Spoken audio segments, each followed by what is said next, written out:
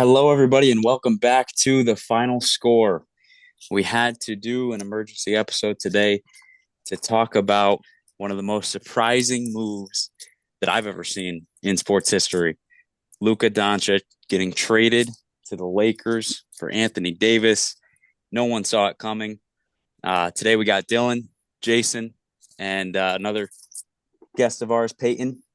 We're gonna give our thoughts on the deal. Let's hop right into it. Dill, you were up. I know. Yep. I was up. What were your thoughts when you first saw the notification? Well, I think it was the same thoughts everybody had that Shams was hacked. Like that was the first thing. Like I always somebody will say something in the chat and then I Google it to confirm it. And then you see it and you're still like, I just the immediate thoughts are like the same as thoughts as I have today. It hasn't changed. Like this is probably the worst trade I've ever seen.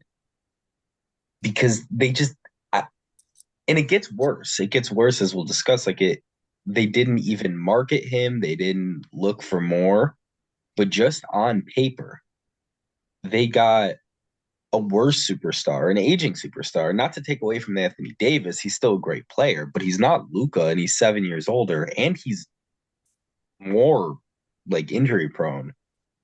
And then they got one first round pick in Max Christie, and they still gave up players. It's Yeah, it was Maxi Kleber, Markieff Morris, uh, and Luca, obviously for AD Christie, 2029 unprotected Lakers first, and then the Jazz hopped in randomly to at a to grab minimum, 2 seconds. we had discussed this. I don't think there is another player. I think Luka's probably in the league. There's probably maybe two or three players with equal value to Luka Doncic. I'd say right now it's probably Victor Wembanyama. Maybe you can like Nikola Jokic potentially. I mean, just because of how dominant he is, and Luka Doncic. And looking at hauls that people got, like for Michael Bridges, that people got for Rudy Gobert, Luka Doncic should have gotten like 7 first round picks. Like I just don't. I believe it was four for Rudy, right? Yeah, Yeah, I it's mean insane. The Nets got 4 firsts and a swap for Mikal Bridges Yeah. and getting one for Luca. I've never seen a trade before where it was so bad that no one believed it was real. Hmm. Like you're like, okay, Shams And it got was a hacked. weird time of night too, so people were like, Yeah, "Is Shams hacked?" Like I don't. yeah, yeah. I mean, it broke Twitter, which I saw it on Twitter, and it broke the internet, and no one could believe it. All Pat Mahomes was tweeting about it. Uh, NBA players around the league were Yeah, I tweeting mean, you about it. see Everyone's people like, like "Nah, this isn't I real." don't think I've seen a shocking moment in the NBA. I mean, you can say COVID when the league got canceled, but since KD went to the Warriors, that was the last time I remember everybody being like, that can't be real. But even then, KD was a free agent. Luka was a player who was the star player on the Mavericks who wanted to be a Maverick and had just led his team to the finals. I, I don't, there is no, the craziest part about this trade is I don't think there's an argument to be made for the Mavericks. Like, supposedly, what Nico Harrison said was he wants to create a win now team and a winning team in the future. And he says defense wins championships, which is fine. Luka's not a defensive player, but I don't know. Maybe you can add like a mid-level defensive player. I think you can. Yeah. I mean, at least put him on the auction to see what else you can get for him too, Yeah, right? Instead of going directly to the Lakers and just the Lakers, it doesn't really add up. at the very least, he could have created a bidding war and probably Yeah, like the highest bidding war ever.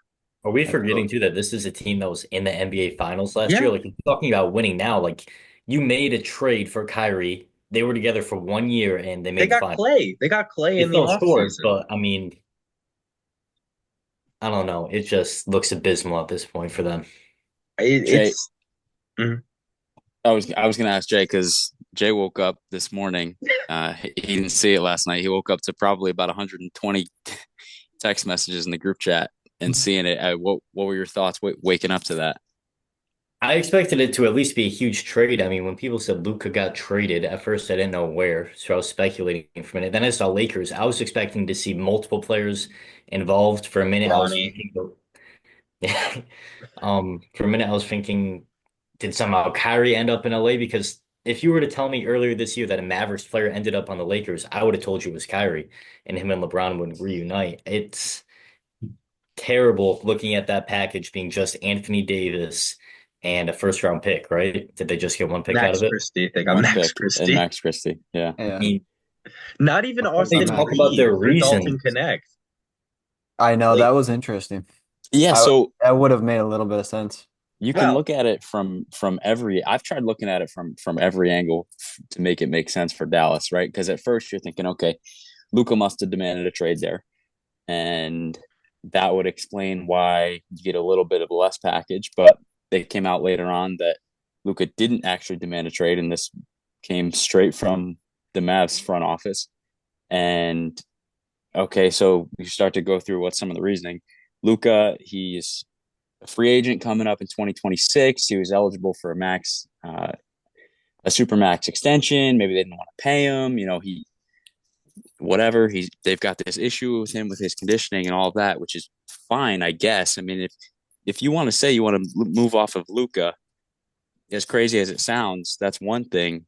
But they didn't even get the Lakers' best offer. Again, like you mentioned, Yeah, Lakers are still holding Austin Reeves, Dalton Connect, and one and more the first round pick. craziest, yeah, and I know we'll bring up that clip, but the craziest thing is too is he only discussed it with the Lakers, and it was like an ongoing talk for about a month, which is what type of GM doesn't think to ask other teams? Like, even if you think, okay, this is the best offer we're looking for, let's just say in theory he really wanted Anthony Davis in that offer, as a good manager, you would still put it out there and see what else you can get. Right. Because at the least, I mean, you have teams like I was thinking about it this morning. Oh, the If he, Thunder would have given up so Thunder much. have all the picks in the world, they would have given up 10 first round picks. The Nets would have given up 10 first round picks. The Spurs would have given up, you Yeah, know, if I had eight seen picks like and two young players, Jay, Rockets. Like, yeah, I just want to bring up a point too. When we think about the haul this team could have got, we think about a player like Paul George years ago when he was on the Thunder and he was traded to the Clippers for like a ridiculous amount of first picks and Shea.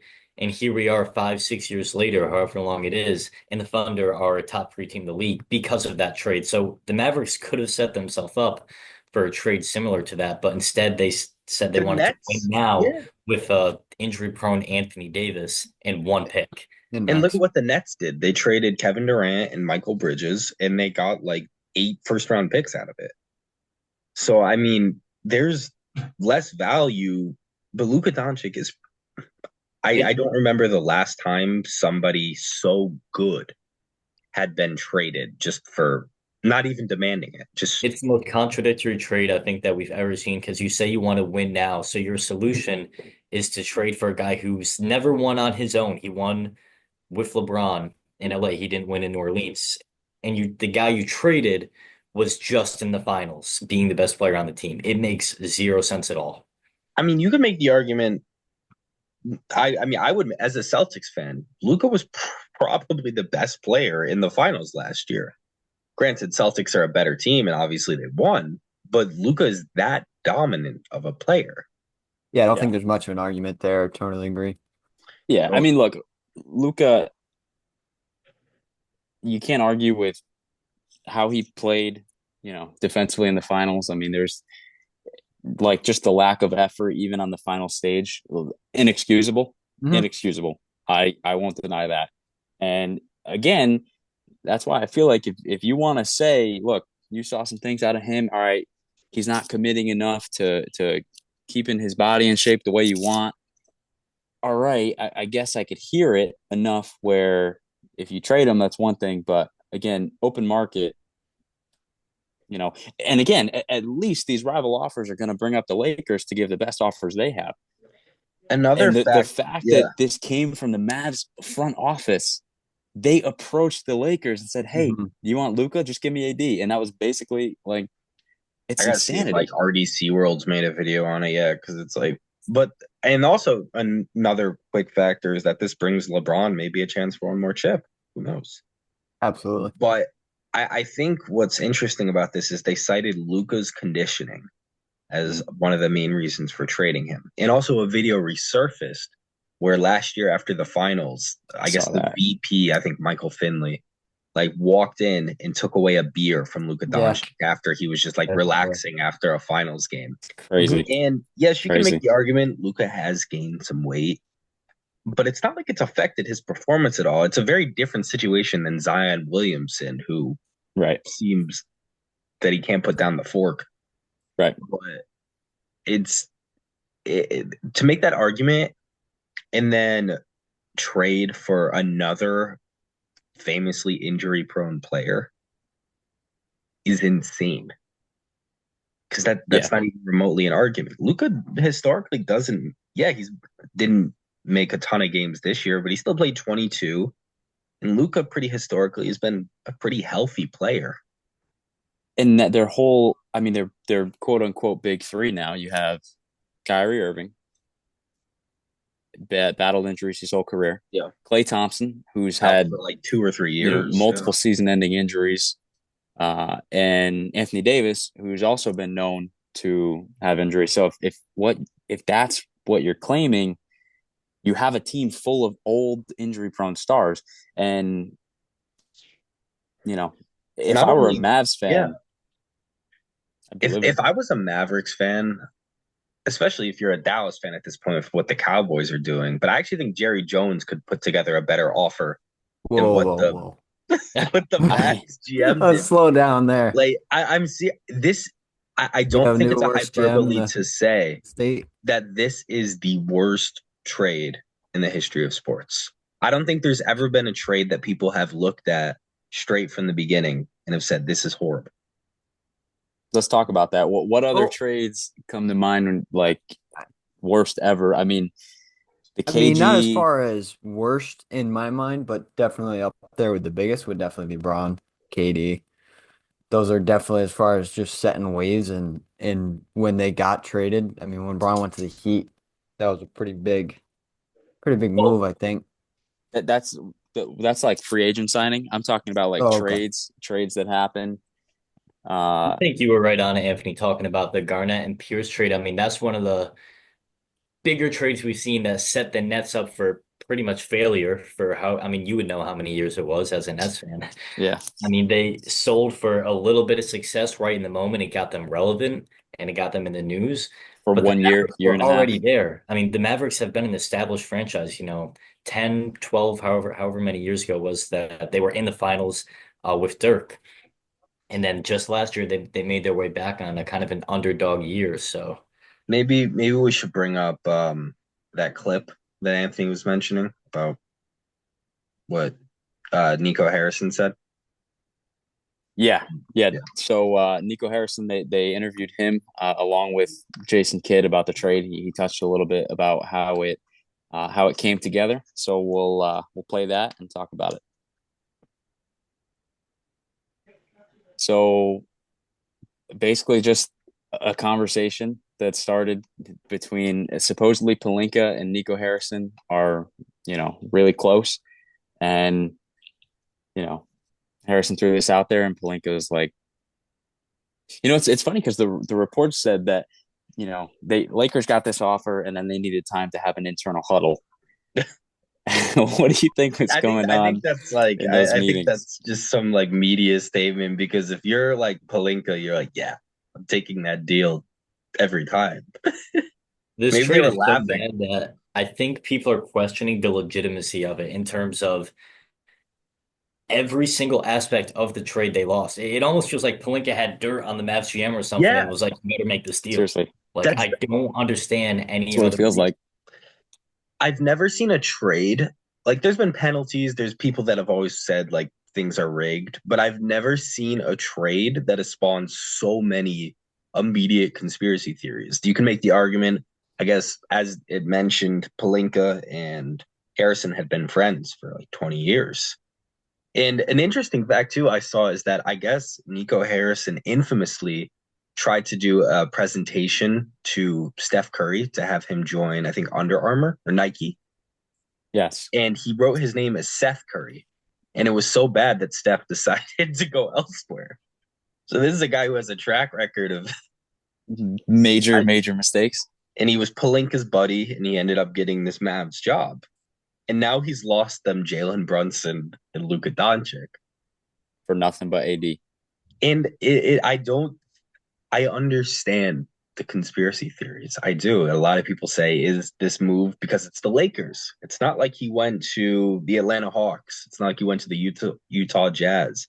He went to the Lakers, probably the biggest name in basketball, with the biggest player in basketball for nothing. It's Yeah. And their buddies, Rich Palinka or Rob Palinka and Nico Harrison are long-standing relationship. Yeah. It's hard to feel like there isn't more going on than what meets the eye, just because we've really never had any situation like this happen before. And we kind of cut it short a little bit when we started talking about, whether or not this was the worst trade of all time.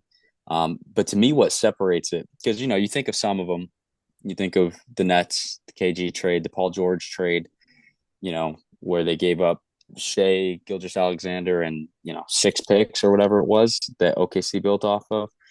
The thing that separates those trades from this one to me is, at least when you're trading picks, you don't know what you're giving away. Like Nets didn't know they were giving away Jason Tatum and Jaylen Brown. Yeah. The Mavericks knew exactly what they were giving away in giving up Luka. 25, just took them to the finals. In 6 years, already the second greatest Maverick of all time, and well on his way to reaching and probably passing Dirk level if he ever were to get a ring. But, that's what they gave up for Davis. And not a slight on Davis, who's a great player still. When Anthony Davis is healthy and playing at his best, he's a top 15 player in the league, no doubt. But sheesh. He can't. I think it's proven too. If you're saying you're win now, Anthony Davis needed LeBron to win that championship. Anthony Davis can't be the best player in a championship team. He's a great player, but he is not the same echelon as Luka Doncic is. And we can kind of run in circles, I feel like, just talking about how terrible this trade was, because Anthony, you asked a question earlier, and I would honestly say, yes, I think this is the worst trade of all time, because you can look at it from as many aspects as you want, and especially what they received back in an injury-prone player. The trade made absolutely zero sense for them.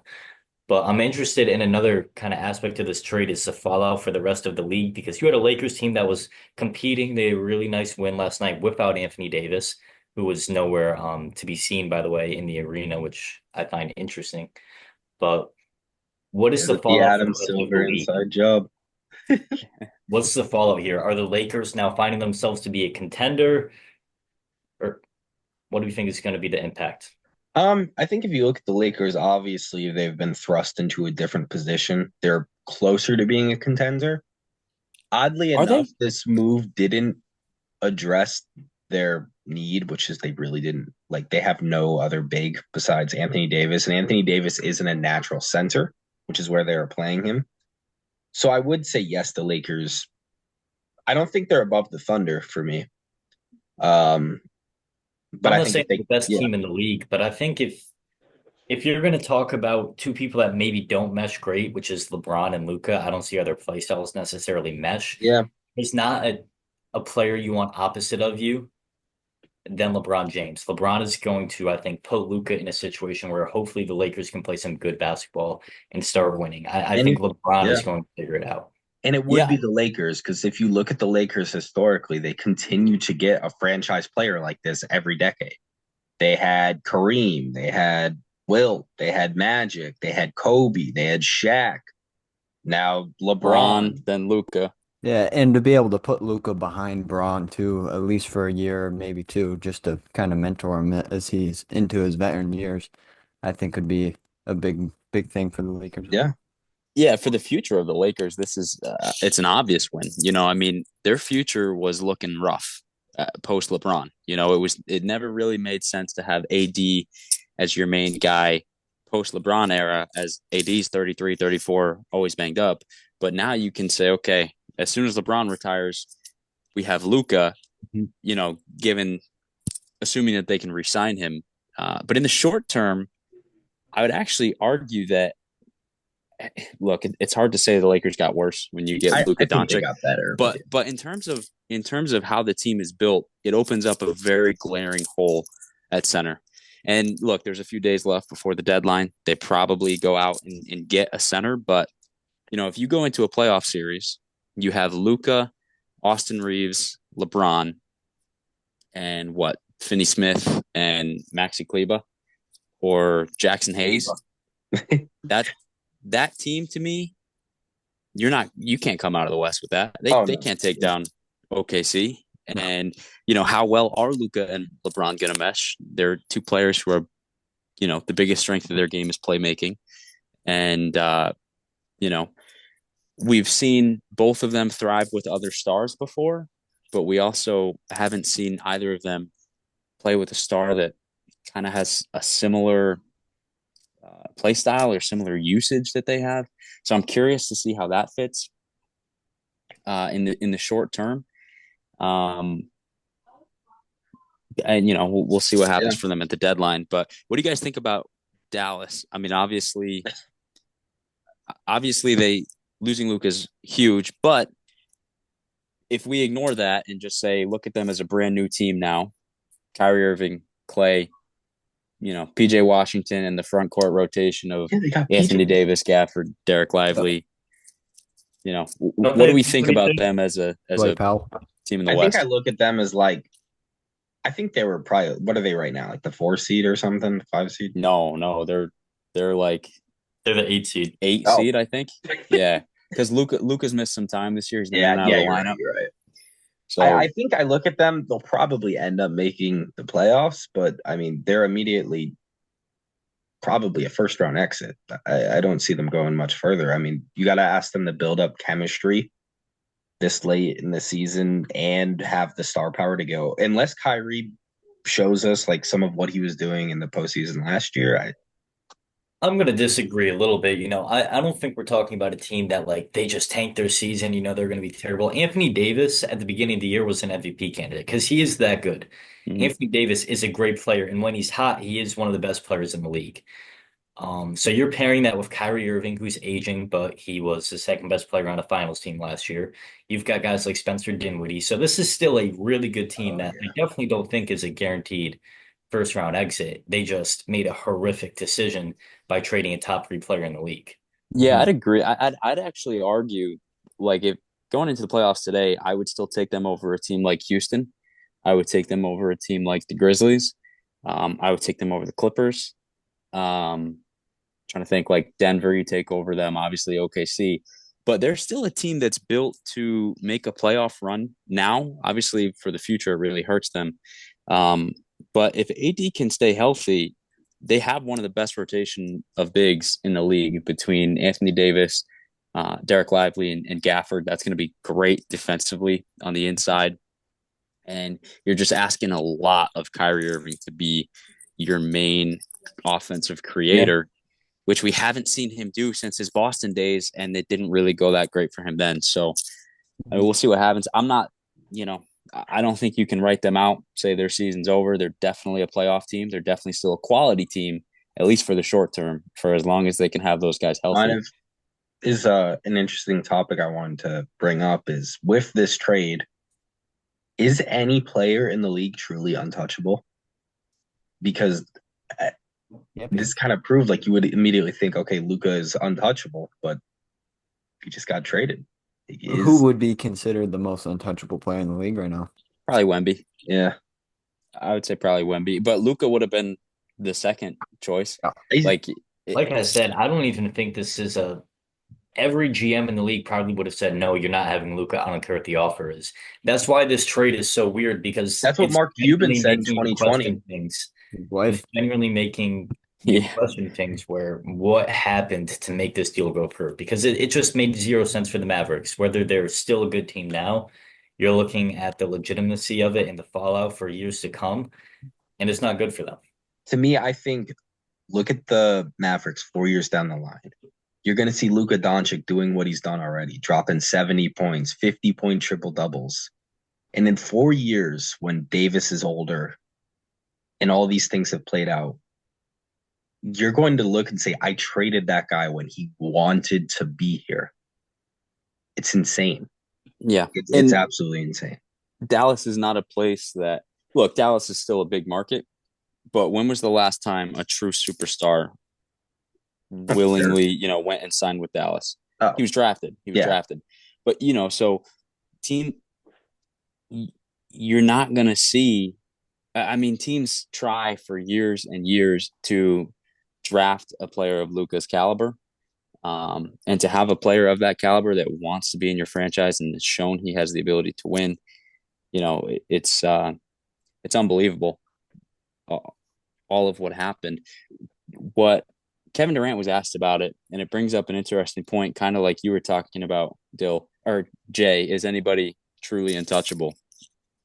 And KD kind of mentioned that this could be something that other GMs, other owners, they start to get a little more, hey, if I have a superstar that we don't think it's going to work out here long term, normally we wouldn't trade him, but this opens the way for more things like that to happen.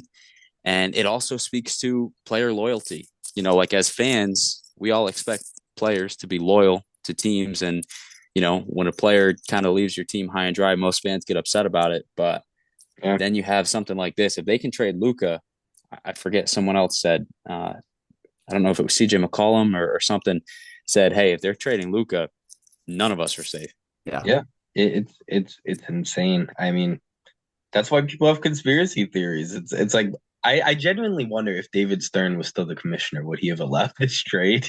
Part of me thinks he might have vetoed it, like he did with the Chris Paul one infamously. Yeah, true. He did. And also, a veto lot of Chris people Paul to the were Lakers. quick to maybe this is a different change because would Mark Cuban have even allowed this to occur now that he's the Absolutely minority not. owner? I don't see it. Would Mark Cuban's wife have allowed it? That's the question. Yeah, I know, because he infamously said he's like, I'd rather divorce my wife than trade Luka Doncic. Yeah. So Makes I you mean, think, truly, really. I think all in all, we can discuss this forever, but I think everybody here is in agreement. Everybody online is agreement that this is probably the worst trade ever. What were you gonna say, P?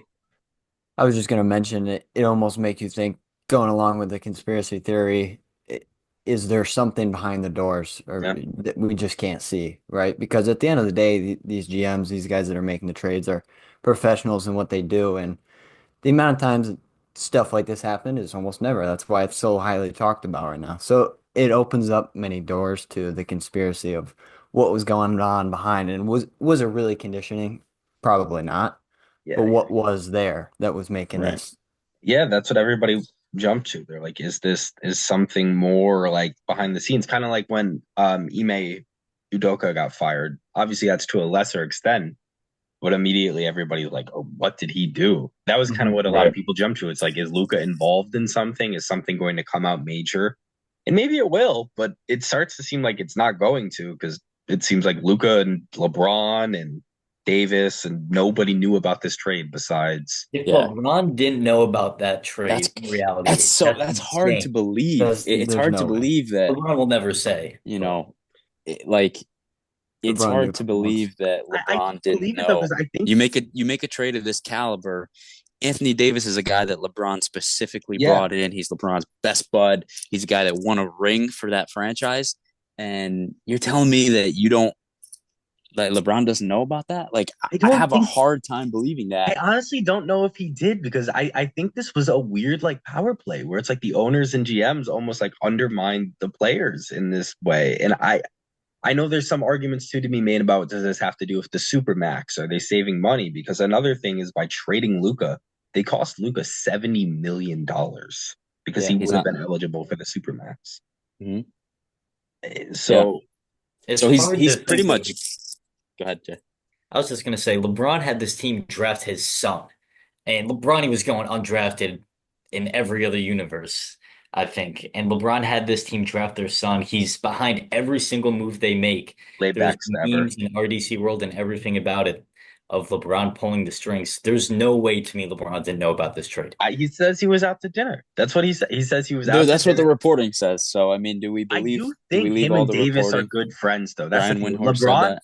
When LeBron has traded people in the past, they're kind of like secondary characters to LeBron. Like, I don't know how to describe that. They're kind of just like random cast members. But to me, Yeah, Davis was like, that was his guy. that was his running mate. That's a little Yeah. different. It was more like It was like a AD Dwayne was Wade more like almost, Wade or to him yeah, than to Kevin anybody Love. else. Yeah, It was different. yeah, yeah. Yeah. And one other thing I wanted to talk about was if for you touched on Luka's contract, does this make it more likely that he hits the open market in 26 free agency? And He's because the the Lakers, Lakers. he's not eligible for a super max on the Yeah. Lakers. Obviously the Lakers will do everything they can to extend him, but even if they can't extend him, and if you went to Rob Pelinka and said, "Hey, you can make this deal right now. By the way, Luka's going to walk," he still takes that Yeah. chance. He still makes the deal. So I don't think it's a guarantee that Luka extends because if he hits the open market, he can sign a deal and recoup some of that money that he lost. Potentially, but he could even Potentially, like go on the open market, go back to the Lakers. LA is ultimately the top destination for any free agent. yeah, So yeah. it would be surprising if he wanted out of that. Just wait till Jokic hits free agency in 27. Bron's retired, and it's Jokic and Luka in LA. That's what's going to happen. The white guys, Yeah, they're trying to become the Utah Jazz. Danny Ainge had to get in on this trade. He just had to. He said, he said a major deal's happening. I got to get in. But hey, I mean, he got 2 second-round picks for free. Good for him. Any final thoughts? Does this change your guys' final predictions at all? Anything that you think more to comment on this as a closure? I'm just excited to see the reiterate. big three of Bronny, Braun, and Luka. Really opens up the court for Bronny. I think he'll start really taking over games. Yeah, that Yeah, there you 10% go. field goal percentage is really gonna carry him. Well, he already cooked the Knicks last night, so let's see if we can keep it up.